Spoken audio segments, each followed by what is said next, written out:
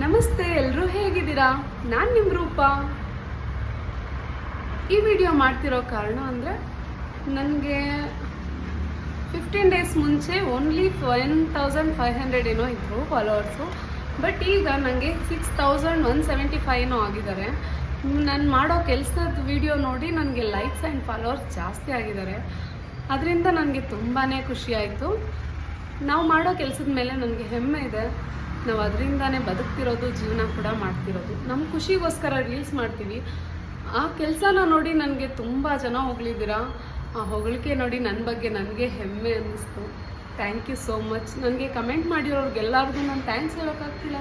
So ನಾನು ಈ ವಿಡಿಯೋಯಿಂದ ಅವ್ರಿಗೆಲ್ಲರಿಗೂ ನನ್ನ ಹೃದಯ ತುಂಬಿ ಧನ್ಯವಾದ ಹೇಳ್ತೀನಿ. Thank you so much.